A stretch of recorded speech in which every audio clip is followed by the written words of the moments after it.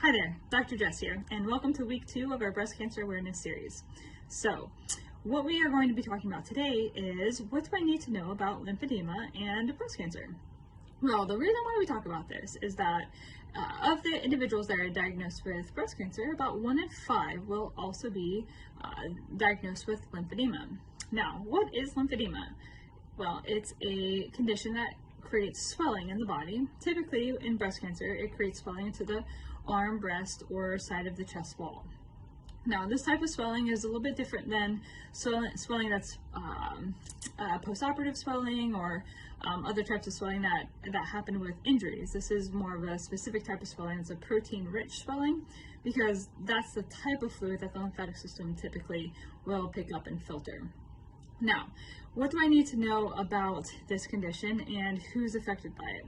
Well, what we can do is we can educate ourselves with knowledge and then move forward with that.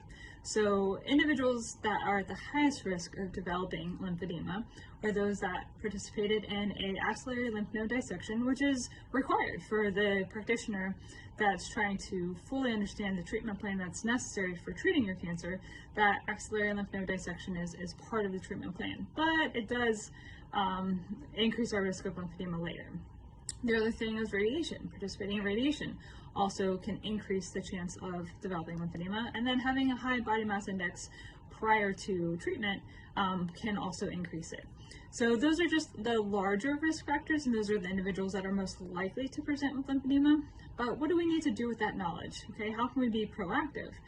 Well, we can be proactive by saying, maybe if I go and get pre-limb volume measurements prior to surgery, so that somebody like Dr. Jess or another specialist that deals with lymphedema can better understand what my arms look like before surgery. That way we can accurately track how you're doing with clearing fluid after surgery.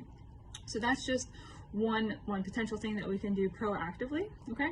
The other thing that we can do is making sure that in general, the treatment isn't starting once the swelling is very progressed. So as soon as possible is better because we're able to more quickly get the swelling under control. The first phase of treatment is called the decongestion phase.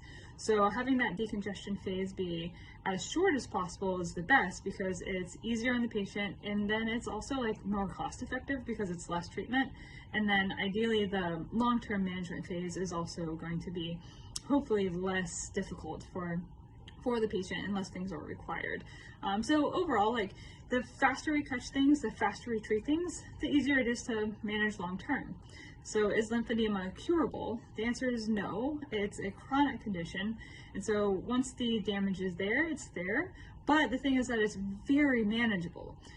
The issue is not letting it get out of control. That's where it gets much, much harder to manage. Just like any other chronic condition. We want to catch it, quickly get it under control, and then manage it.